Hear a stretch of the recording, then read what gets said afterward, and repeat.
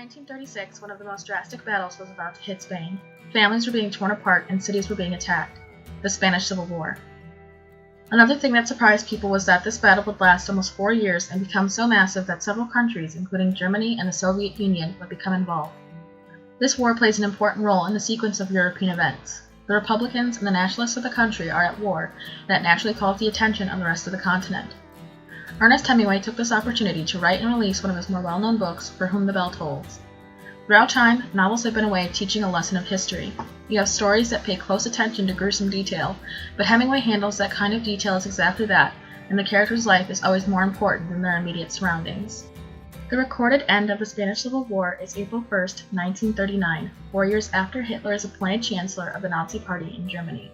This election would eventually lead to one of the biggest wars in world history, and the Spanish Civil War would be the first war to see the use of aerial bombing and tactics that would eventually help Hitler along the way in his own war. Wars tend to bring out the worst in people, by either affecting them in the most negative way or making people see the real darkness to their friends. This book tells of the struggle of one man and his fight for a country and how it affects him. When fighting a war, the violence that comes along with it can make any sane man question morality. Just like everyone's question of morality, each character in this novel has an internal struggle. Maria was a girl who was taken by the fascists to only lose her innocence by being torn from any life she might have known. Robert Jordan goes to Spain to fight for something he thought he believed in, only to question if that is what he truly wants. He realizes the true terror of fighting for something voluntarily. Something amazing about this character is the growth seen throughout the novel. He is a man that questions if killing another man is really worth it. He doesn't believe that even in his line of work, just killing a man to kill a man is justifiable. Just like this question of morality, all the main characters in the novel experience cynicism, wondering if the war that they are so dedicated to is really worth the trauma it puts them through. This novel shows the true question of who am I?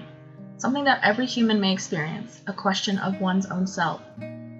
In fact, Hemingway had his own question of self after volunteering for his own world war. Quote, "In the first war, I now see, I was hurt very badly, in the body, mind, and spirit, and also morally." End quote. Hemingway. Something that many people take as the answer to this very important question is a significant other. Unlike Hemingway's other novels, you actually see these two people create a connection, and not only that, they make love several times and state things like, quote, "It felt like the earth had moved," end quote. Hemingway. Something amazing that a lot of books that are written during the middle of the two world wars forgets is the importance of human connection and the way it can change a person's outlook on life. Hemingway had never created a book of detail where the two main characters were actively in love and looking into what the future would hold outside of the war. Just like the connection of a significant other, there are two other characters who make a connection between themselves that shows the reader the growth of women in the 30s. Like most wars, being male-dominated, females were starting to find their own position in active combat. In the novel, not only are men actively fighting, there are women who are also willing to risk their lives for something they believe in. A character that would exhibit this in the novel would be Pilar, the woman to another main character, Pablo. In fact, of the duo, Pilar is the one who seems to be making decisions for the better of the group, exhibiting the power that women are starting to have. A direct contrast of a powerful Pilar is the weaker Maria. Where both women have seen trauma throughout the war, Pilar seems to have a better way of handling it and using it to help her make decisions for the better of the group. In fact, Hemingway gives one of the most important messages of the book to Pilar, a strong female lead. It was believed that he wanted to show the world what a strong woman can look like. The war was calling to arms any gender, especially with such a divided group of people like the Republicans. Pilar has seen all of the war from the stance of a guerrilla fighter, standing side by side with men to fight a war for their country, until she finds Maria, a girl who seems to have had all of the fight taken out of her. But, in an article titled "Always Something of It Remains, Sexual Trauma in Ernest Hemingway's For Whom the Bell Tolls," author Natalie Carter states there might be more to Maria than meets the eye, though often called rabid and described as cold. Carter describes Maria as being one of Hemingway's icebergs.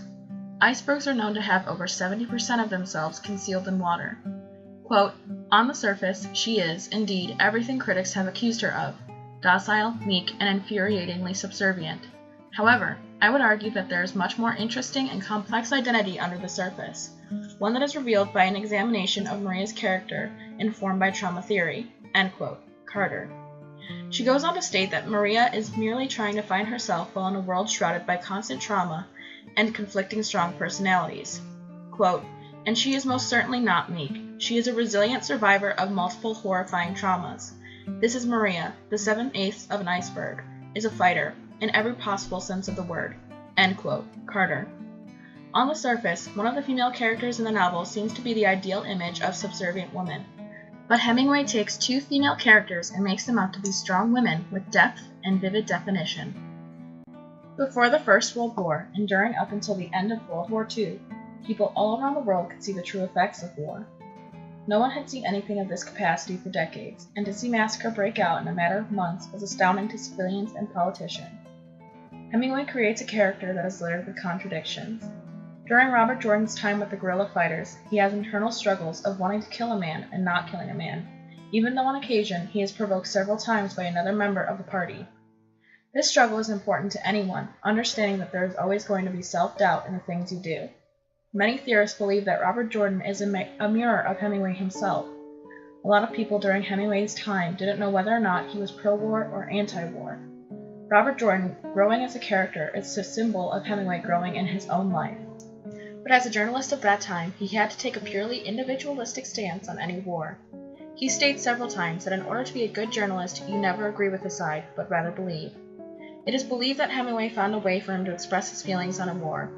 In an article by Michael K. Solo, A Crash of Certainties, Old and New, For Whom the Bell Tolls, and the Inner War of Ernest Hemingway, Solo believes Hemingway might have actually taken this chance with the book to show how he felt on topics globally known. Quote, "In 1937, he adopted a revised creed as a Loyalist supporter, using his prestige and talent to try to convert the world with propagandists adore, in dispatches, films, speeches, and his play. These positions, while they appear poles apart, can also be seen as two sides of the same coin, the coin of self-righteous certainty." End quote. Solo. This book teaches a number of valuable lessons about oneself, a lot of them being mental issues, such as when Robert Jordan realizes for the first time that he is most likely going to die, but still continues on with the mission, understanding the reality. This book might also be theorized to make the reader believe that Hemingway was trying to send a message about one's own self, especially the amount of wars that Hemingway was involved with. Things might have started taking a toll when it came down to his own confrontation with war. Quote, "Clearly, Hemingway's wartime political commitments had led him astray as an artist." End quote. Solo. With it also being of major historical context, it is able to tell a side of the war that a lot of readers will never hear: guerrilla soldiers. During this war, 500,000 lives were estimated to have been lost, discounting the amount of innocent civilians' lives the war's turmoil had claimed. You never understand as a sideline viewer the reality of some of these people's lives. Something a lot of Spain felt wasn't appropriate was that Hemingway, an audience member, writing a whole novel about a character directly involved in the Spanish Civil War, though Hemingway was never there to fight in any of it. In an article titled Taboo or Tolerable, Hemingway's For Whom the Bell Tolls in Post-War Spain by Lisa A. Toomey, she explains how Spanish critics reacted to the novel in post-war Spain. She makes the observation that many critics after the war didn't take too kindly to how Hemingway may have glamorized. She refers to another writer, Arturo Beret, who states in a previous article, Not Spain but Hemingway, published in England in 1941, Beret's reaction was fierce. He deemed the novel, quote, unreal and, quote, deeply untruthful, page 198, and claimed that Hemingway had falsified the story of the Spanish Civil War, page 203. Both writers make it obvious that Hemingway's novel didn't get received well in a country that Hemingway loved. Though this novel faced adversity, critics understood the significance of the novel to the country and as a writer. Quote, "Once again, the idea that Hemingway himself recognized the novel's limitations seems to reassure the editors that no harm or insult was intended. Therefore, there is no reason to reject all of Hemingway's work based on this one politically incorrect novel." Unquote, Toomey. Though we never actually get to see the war in the book besides the fight that Robert Jordan experiences, it still tells the tale of a character at odds with himself over fighting for what's right. This novel, though cynical, still remains to tell the story of love and war. It tells how though a character who might be perceived as weak and mild is actually fighting the biggest war inside of herself. It also teaches us that even if you are a female, you can still have one of the biggest narratives in the whole book. Lastly, it can teach you that even if you are faced with adversity, you can still look to the future and hope that it will still be better than today. Ernest Hemingway takes the life of one man on the front of a gruesome battle and turns it into a romantic tale that ends in a sacrificial death, teaching readers a valuable life lesson. Though tomorrow may seem nigh, you can still fight for it.